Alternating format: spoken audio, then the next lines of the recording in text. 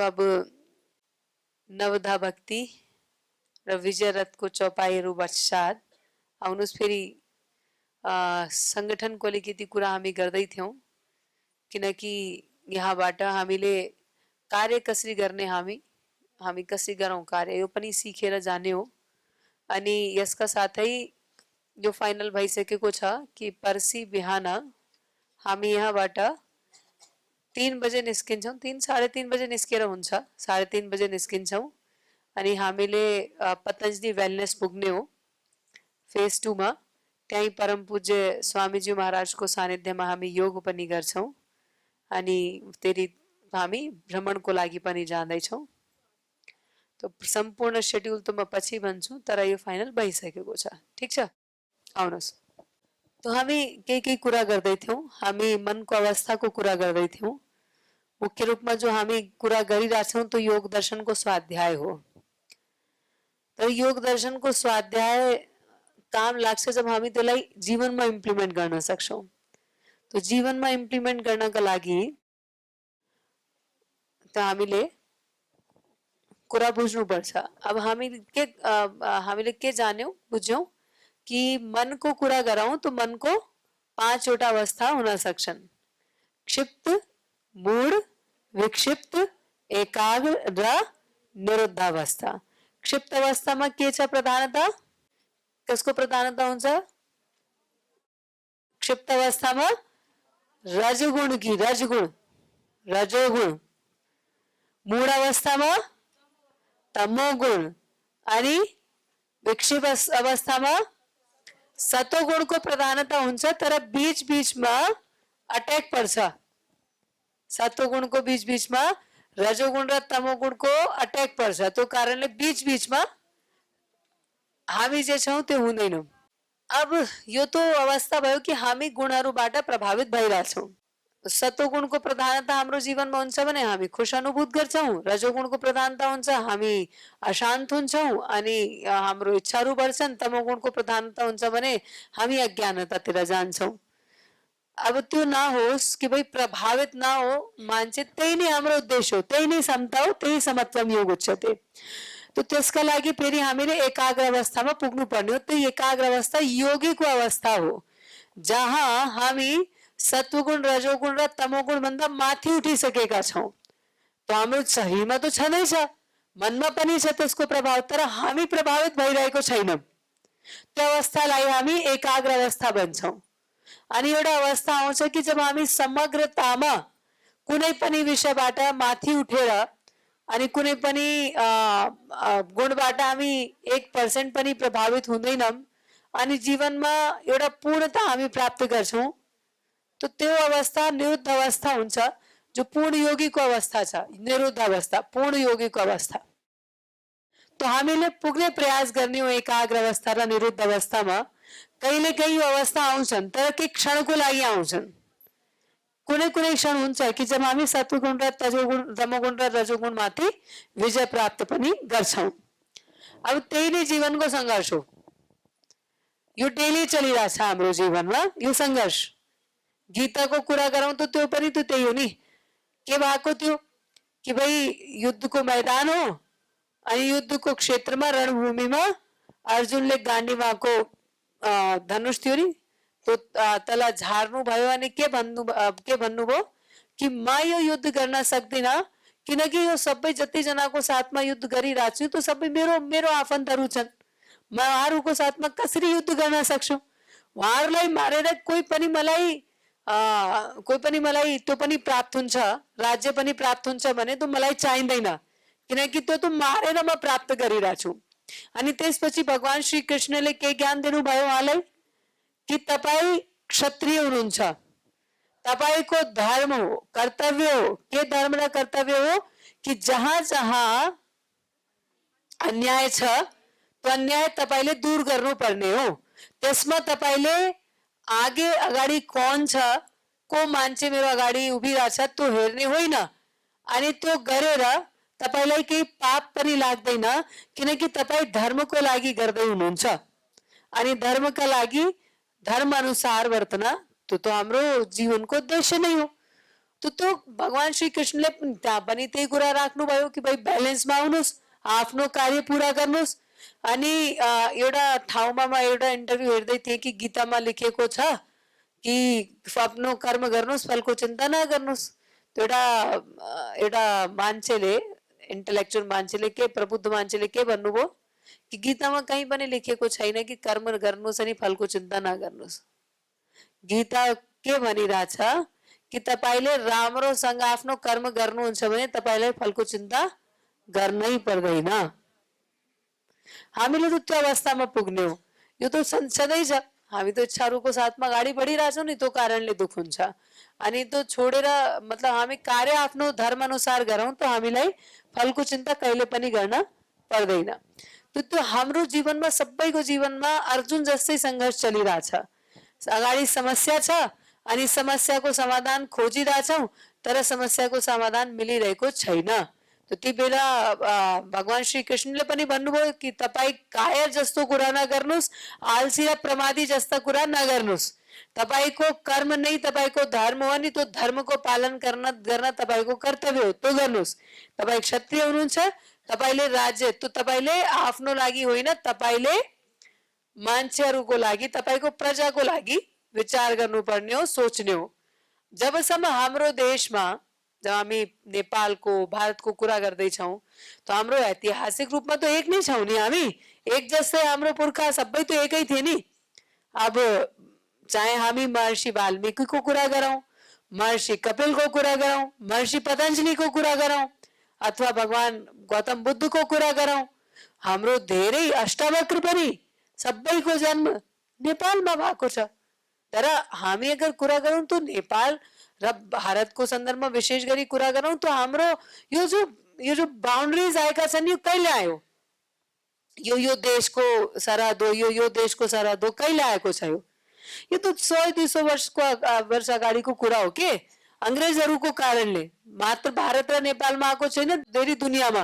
अनि उहाँहरूको कारणले दुनियाँ आज पनि लडिरहेछ। यो पार्ट मेरोमा आउँछ, यो पार्ट तेरोमा आउँछ, कहाँ आउँछ थाहा छैन, काममा के आउँछ कसैलाई फिक्र छैन, यो पार्ट कहाँ आउँछ त्यो मान्छे अनि नो मेन जोन हो, त्यसको लागि हामी लडिरहेछौँ, फाल्तुमा समय नष्ट गरिरहेछौँ। तर त्यो समय ऊर्जा कहाँ युज गर्ने हो त्यो पनि हामीले सोच्नुपर्ने हो। तो मुख्य रूपमा हामी यो बुझौँ कि भगवान श्री कृष्ण को जो यो गीता छ नि, यो गीता हाम्रो सबैको जीवनको लागि एउटा आदर्श ग्रन्थ हो। किनकि हामी सबै एउटा सङ्घर्षबाट गुज्रिरहेछौँ, सबैको जीवनमा सङ्घर्ष छन्। कसैको परिवारमा छ, कसैको जागिरमा छ, कसैको आफन्तहरूको कारणले छ, कसैको आफ्नो कारणले छ। मूलमा तो कारण हामी नै छौँ। तभी उसको समाधान हामीले के अब के पढ्ने हो? हामीले एउटा सेन्टेन्स लेखेका थियौँ, के थियो त्यो सेन्टेन्स? आध्यात्मिक बाटोतिर कसरी लाग्ने? आध्यात्मिक बाटोतिर लाग्नको लागि हामीले भगवानको उपासना गर्नुपर्ने हो। अनि भगवानको पूजा उपासना कसरी हुन्छ त? भगवानको आज्ञा पालन गरेर, भगवानले जे भनेको छ त्यही काम गर्ने। त हामी भन्छौँ नि, ओम भूर्भुवः स्वः तत्सवितुर्वरेण्यं भर्गो देवस्य धीमहि धियो यो नः प्रचोदयात्। ओम परमात्मा को मुख्य र निज नाम हो। भू अर्थात परमात्मा जो सबै जनाको जीवनको दुख र कष्टलाई दूर गर्न, मतलब त्यो भू भनेको जो सबैको जीवनको आधार हो। यो प्रकृतिको, यो सम्पूर्ण विश्वको आधार पनि भगवान नै हो। भगवानको बिना यो जो प्रकृति हामी हेरिरहेछौँ त्यो हुँदै हुँदैन। उहाँको कारणले नै यो प्रकृतिको यो स्वरूप छ। अनि भुवा भनेको जो हाम्रो सबै दुखलाई दूर गरिरहेछ, गर्न सक्छ। अरू जतिजनाको पासमा हामी आफ्नो दुखको निवारणका लागि जान्छौँ त्यो मान्छेहरू ठीक गर्न सक्दैनन्। किनकि आपको पूरा वही करेगा जो खुद पूरा होगा, जो पहले से खाली है उससे आशा रखोगे तो खुद दुख पाएंगे हम लोग। ठीक छ नि कुरा? अब त्यसपछि भुवा स्वा अर्थात जो हाम्रो जीवनमा जति पनि सुख हामीले प्राप्त गरेका छौँ त्यो सबै सुखहरूको कारण भगवान नै हो। भगवानको कारणले नै हाम्रो जीवनमा सुख आएको छ। अनि त्यसपछि तत् उस, तत् भनेको उस, सवितु, सवितु भनेको सविता, सविता भनेको प्रकाश स्वरूप, ज्ञान स्वरूप, आनंद स्वरूप, वरेण्यम जो वर्ण्य योग्य छ। मतलब जो अपने जीवन में धारण करना चाहिए भार्गव, वो भगवान जो प्रकाशक है, सबके दुखों को दूर करने वाला है, सुखों को प्रदान करने वाला है, इस संपूर्ण सृष्टि का आधार है तत् सवितुर वरेण्यम। उसको हम वरेण्य, उसको हम लोग अपने जीवन में धारण करें भार्गव। और उससे क्या होगा? भार्गव बने को हमरो जो अंतःकरण छ भार्गव देवस्य धीमहि, तो हमरो जो अंतःकरण छ त्यसमा जति पनि दोष छन् त्यो सबै दोषहरूको नाश हुन्छ जब हामी भगवानको आज्ञाको पालनामा चल्छौं। भार्गव देवस्य, भार्गव नाश हुन्छन् उस देव के धारण करने से, उस देव के अनुसार, परमात्मा के अनुसार आचरण करने से हमारे सारे दोष नष्ट हो जाते हैं, खत्म हो जाते हैं। भार्गव देवस्य धीमहि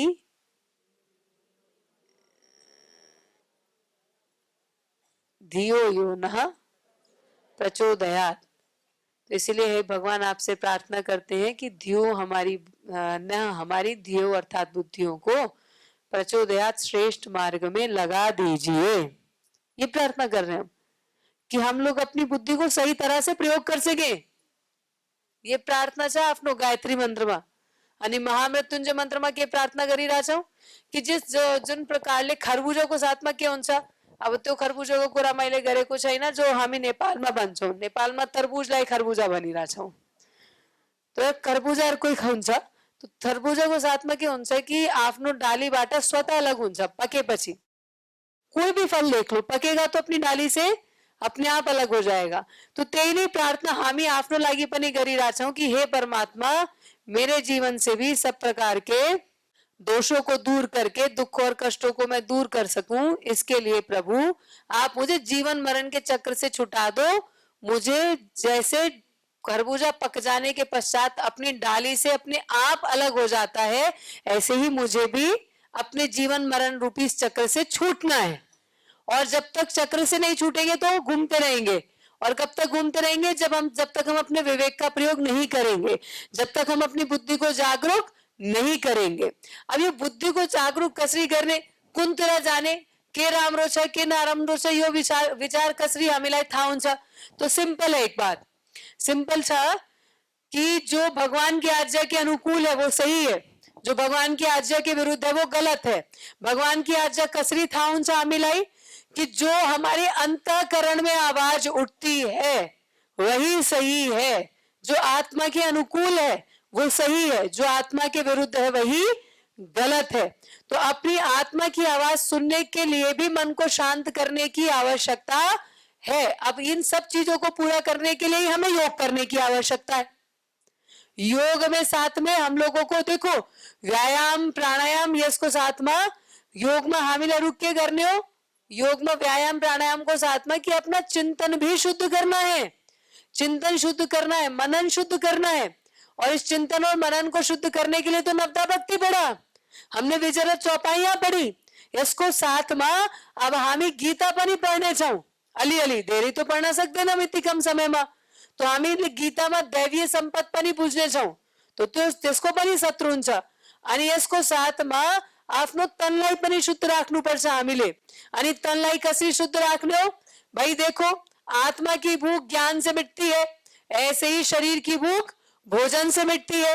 तरह भोजन के संदर्भ में इतना समझ लीजिए कि आहार बहुत महत्वपूर्ण तत्व है। हम जैसा खाते अन्न वैसा बनता है। थाचा मिलाई कि जैसा भी भोजन करेंगे वैसा मन बनेगा, और मन से प्रभावित होकर के हमारा चिंतन होगा। मन अगर सतोगुण से प्रभावित होगा तो अच्छा चिंतन होगा, खुशी मिलेगी। मन अगर रजोगुण से प्रभावित हो जाएगा तो फिर लोभी लालची स्वार्थी हो जाएगा। उसके बाद अगर मन तमोगुण से प्रभावित हो गया तो मन तमोगुण से प्रभावित होने के पश्चात में क्या होगा? आलसी और प्रमादी हो जाएगा। तो इसीलिए मन को इन सब चीजों से मुक्त करना है तो मन को हल्का करना पड़ेगा, और मन को हल्का करने के लिए भी योग करना है। इसमें हमें ध्यान भी करना है, चिंतन भी करना है, मनन भी करना है, मन को शांत करने के तरीकों को अपनाना है। और ये यहाँ भी करना है और यहाँ से जाने के बाद भी करना है। जस्तो एउटा आइडिया में हजुरहरूलाई दिन सक्छु के आइडिया कि अगर मनलाई अझै शांत बनाउने हो भने तो एक हम लोगों ने पिछली बार करके देखा था, आप लोग भी करो तो अच्छा लगेगा। हामीले के गरेका थियौं कि सत्र को बेलामा मौन, भोजन खाने बेलामा मौन, शोध्ने बेलामा शोध्न सक्छौं, कुरै नगर्ने, मौन बस्ने। हाँ, अनि विशेष गरी एटलिस्ट बिहान बिहान 4 घण्टाको तो मौन राखौं, 3 बजेदेखि 3:30 बजेदेखि 7:30 बजेसम्मको त मौन राखौं। अब त्यसमा 1.5-2 घण्टा त आफै मौन भइहाल्छ जब हामी योग गरिरहेछौं। अनि यसको साथमा बिहान उठ्ने बित्तिकै हामी कुरामा लागिरहेछौं भने त के फाइदा फेरि? अब आध्यात्मिक ठाउँमा आएका छौं नि, तो आध्यात्मिक मार्गमा चल्नको लागि हामी एउटा कुरा यहाँबाट के सुरु गर्न सक्छौं कि एटलिस्ट बिहान योगसम्म, योग नगरिकन हामी बोल्दैनौं, कोई कुछ बोलना ही नहीं, बात ही नहीं करनी, गर्न सक्छौं? यो हो के यो हो? के हो? के हो? गरौं, तपाईलाई नि राम्रो लाग्छ के कुरा नगर्ने। अब फेरि फोटो पनि खिचाउन मिल्दैन,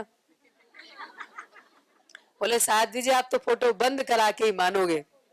बंद गराउने होइन, तर लाभ के हो? कुनै पनि कार्य गर्दाखेरि लाभ तो हेरौं, फाइदा के मिलिरहेछ हामीलाई तो सोचौं के, तो विचार करो कि आप जो सोच रहे हो इसका फायदा क्या है।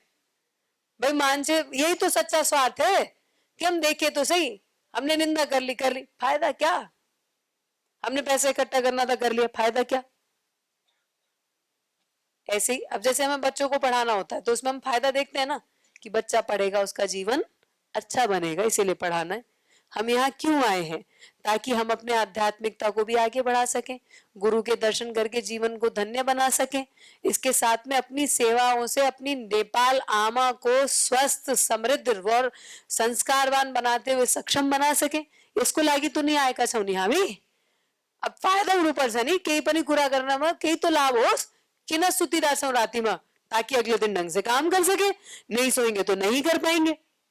त्यसै नै योग किन गरिरहेछौं, व्यायाम किन गरिरहेछौं? शरीरको डिमान्ड हो, हामी पूरा गर्दैनौं भने त हामीले दुःख भोग्नुपर्छ, भोग्नुपर्छ। त्यसै नै हामी खाना किन खाइरहेछौं? भूख मिटाउनको लागि। अनि भूख मिटेपछि किन खाइरहेछौं फेरि? योलाई नै अज्ञानता छ भन्छौं। बोलिरहेछौं, कुरा गरिरहेछौं कि लाभ त हुनुपर्ने हो नि। तो भाई बोल्दै हुनुहुन्छ, अहिले पनि कुरा गर्दै हुनुहुन्छ, लाभ के हो? अहिले नै सोच्नुस्, बिहान पनि उठ्ने बित्तिकै यो सब सोच्ने विचार्ने स्थानमा हामीले आज जति पढाइ गरेका छौं, जुन पनि विषयमा हामीले चिन्तन गरेका छौं, जो हाम्रो बिहानदेखि बेलुकासम्म सत्र भइरहेछन्, त्यसको चिन्तन गर्नुस् न। त्यो गरेर त कुछ लाभ त हुन्छ? ठीक हो नि कुरा? नगरिकन त केही लाभ पनि हुँदैन। तो यसरी आफ्नो लाभ र हानि विचार गर्नुस् कि भाई जे पनि गरिरहेछौं त्यसको पछाडि मेरो जीवनमा त्यसको के छ, फाइदा के छ, लाभ के मिलिरहेछ, त्यो बुझौं हामी सबैजना। तो यो बाटोमा कसरी लाग्ने, तो भक्तिको मार्गबाट पनि लाग्ने, जो हामीले नवदा भक्ति पढेका थियौं त्यसमा यसको साथमा हामीले बोधको सन्दर्भमा पनि हामीले बुझ्नुपर्छ कि बोध ज्ञान बिना किन भन्छौं हामी सब शून्य छ। यो ज्ञान अर्कालाई दिखाउनको लागि छैन, यो ज्ञान जिनको लागि छ। अगर हामी जिरहेछौं त दिखाउन पर्दैन, मान्छे आफै हाम्रो स्वभावबाट सिक्छ, हामीलाई हेरेर सिक्छ। त हामीले त्यही अब सन्दर्भमा एउटा मलाई के भजन याद आइरहेछ, किनकि जब हामी योग गर्छौं त योगमा पनि हाम्रो साथमा के हुन्छ, योग गर्दाखेरि पनि हामीलाई यस्तो लाग्छ म यति राम्रो आसन गर्दैछु, मान्छेले त बुझ्नुपर्छ, मान्छेलाई दिखाउनु पर्छ। मैले के याद गरेको छु भने तो मैले तो ज्ञान बाँट्नु पर्छ। अब तो दिखाउनेको लागि गरिरहेछौं त भने केही फाइदा छैन। त्यो कारणले एउटा भजन छ, जोगी जोग जुगत से करना। आउनुस्, तो जोगी जोग जुगत से करने वाले में ही काफी कुछ क्लियर हो जाएगा, क्योंकि जब हम योग शिक्षक बनते हैं तो हमारे अंदर कई प्रकार के विचार उत्पन्न होते हैं। क्योंकि अब योग शिक्षक छौं नि, तो अपने आप समाज में लोगों के हमसे अपेक्षाएं हो जाएंगी कि ये योग शिक्षक हैं, ये बीमार नहीं होते होंगे, और बीमार हो गए तो रिश्तेदार कहेंगे तुम तो योग करते हो, तुम कैसे बीमार हो गए? योग तो करते हैं पर शरीर तो वही है ना, योग शरीर थोड़ी बदल गया है, लेकिन ये है कि हमने अपना सामर्थ्य बढ़ा लिया।